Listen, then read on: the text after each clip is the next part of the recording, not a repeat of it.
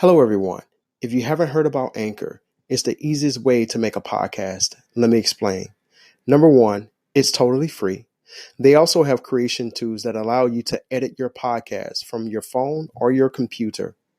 How convenient is that? Anchor will also distribute your podcast for you, so it can be heard on Spotify, Apple Podcast, and many, many more. So, what are you waiting for? You can also make money with no minimum listenership. It's time to get started.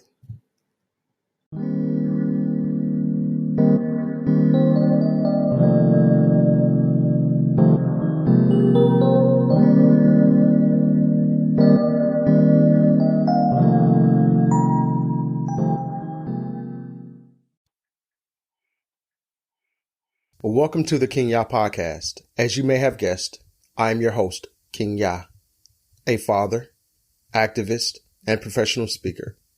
On this podcast, we discuss relationships, criminal justice, news and politics, Black history, culture, and domestic violence awareness. If this is your first time being here, I want to say thank you and encourage you to keep listening. Each week, you can expect to hear thought-provoking interviews, as well as personal relationship tips that would help enhance your life.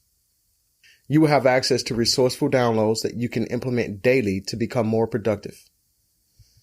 Thank you for spending some time with me today. Follow me on Instagram, YouTube, and Twitter, Kingya 2020.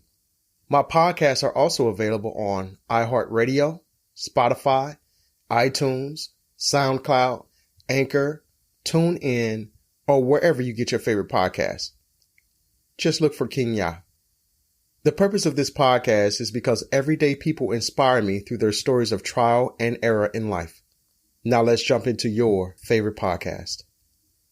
What better way to share our stories?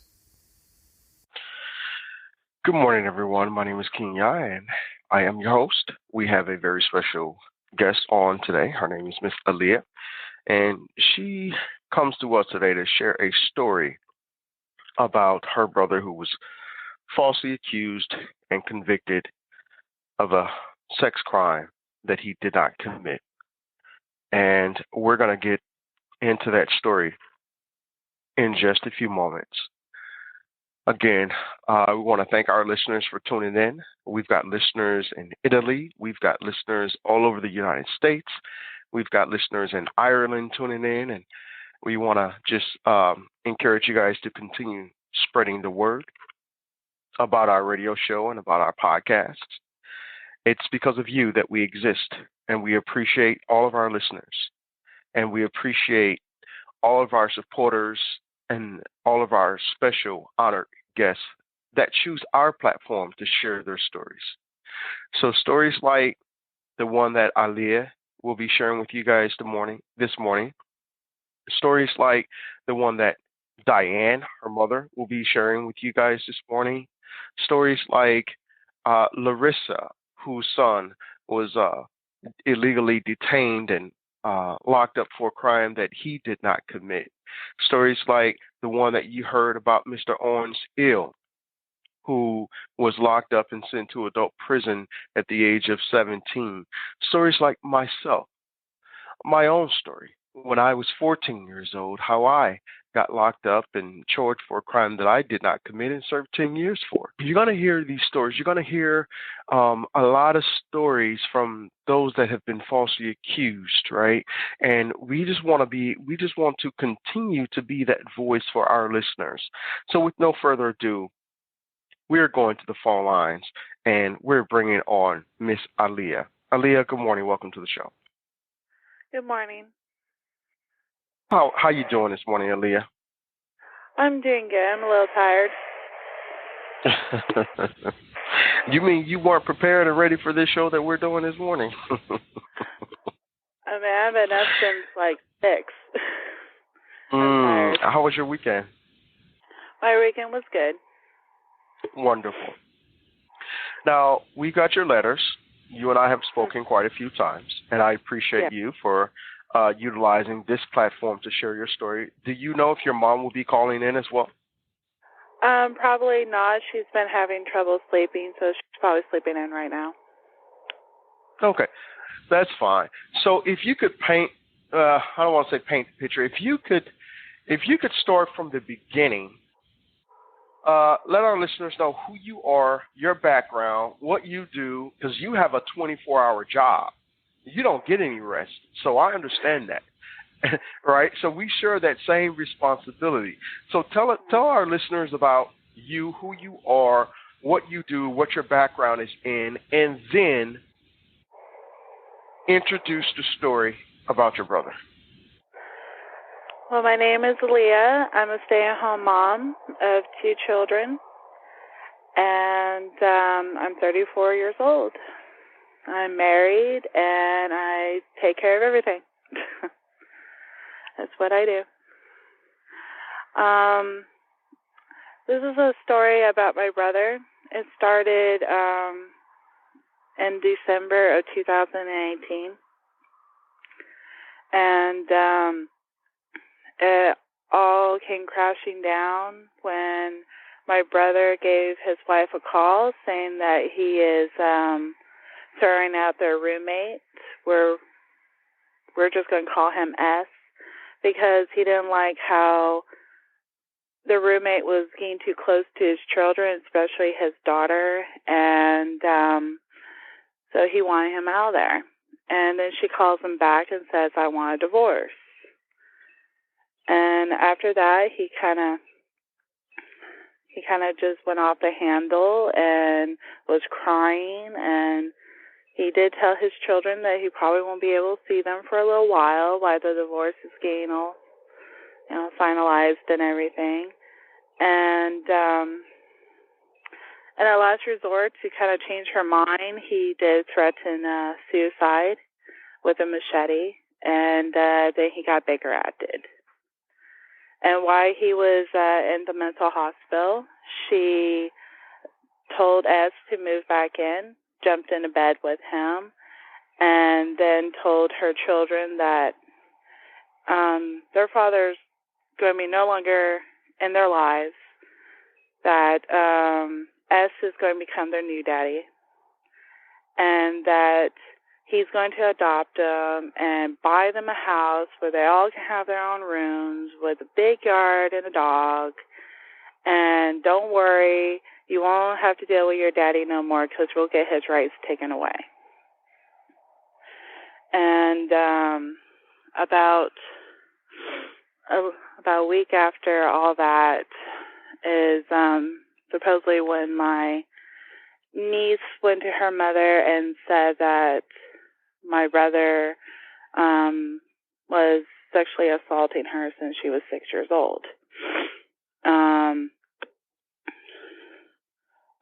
Sorry.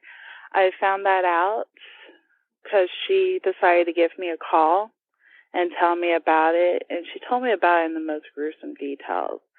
It's like, I don't know how she would have known all those type of details. But I was invited to a barbecue, and when I went over to the barbecue, I started noticing things that were really weird. As the mother would talk about it, it was like she would say one piece of information, then say it again and add more embellishments to it. And it was just the gruesomeness that she would add and add and add to it. And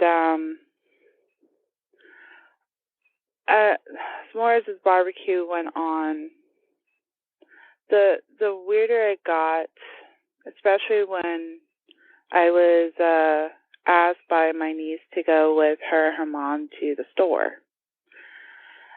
And so I was like, okay. And I went to the store with them, and on the way there, the mother was like, it's time for me to be happy. And that's with S. Isn't that right? To my niece. And my niece was like, yeah. And then the mother would ask her daughter, did your daddy ever tell you why he was doing this to you? And she would say, yeah, because you wouldn't give him any. And he had to release his frustration somehow. And I don't know about a lot of people, but that's shocking coming out of the mouth of a 9-year-old. And and the more that the barbecue went on, the more weirder it got. The more stories from us and the mother got more fictional, and the referencing from the niece to the mother, like, isn't that right, Mom? Like, they were trying to make sure that they had everything right. Was very weird.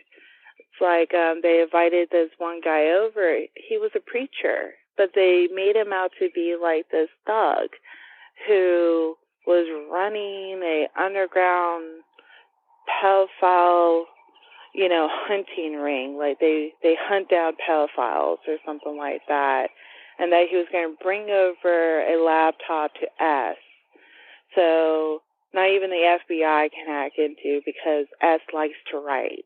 It was like the weirdest thing in the world. And it wasn't until this guy, the preacher, me, S, and the mother went outside, and they were telling the preacher about what was going on. I'm sorry, I really don't want to go into the details of it. But No, that's quite fine. Go right ahead. Yeah, and they it was like they would talk about it, and then one, like, S would talk louder than the mother, and the mother would talk louder than S, and then when the preacher would ask the question, they would talk over it. It was like the preacher looked at the mother and said, "How could you not have known? It was 3 years. How could you not have known? Didn't you give her a bath? Didn't you do the laundry? And didn't you see anything weird in her behaviors?" And she just said, "Oh, I was working." And so he was like, "You were working all the time, 24/7? And then she got really quiet, and she kind of put her chin to her chest and gave him this look, like, "How dare you ask me that question?" type. And then after that, he wanted to talk to me because me and him seemed to be on the same page when it came to trying to get them to understand that S really shouldn't be there because it doesn't look good. But anyways, so me and him went and we talked for about 20 minutes aside where they couldn't hear us, and that's when he was telling me that my brother was being set up. And I did argue with him a little bit about that because, when you hear that from a child, you think that is true. And then when you realize that adults can manipulate and coach children, that's when you're like, whoa. And and so after about 20 minutes, I started to realize that everything was a setup. And when the preacher walked away to take a phone call, S comes over to me and asks what we were talking about, and I was like, "Don't worry about it. It's okay." And he's like, "Well, I'm worried." And then me and my husband decided to go home. And the next day I had to call my brother and ask him if he did that to my niece. And I had to do it in such a way that I knew that he could not think of anything to say, just more of an emotional reaction. I can tell when my brother is lying. And I asked him, and he just cried. And he couldn't believe that that's what they were saying about him. He was worried about his daughter. He was worried about his son.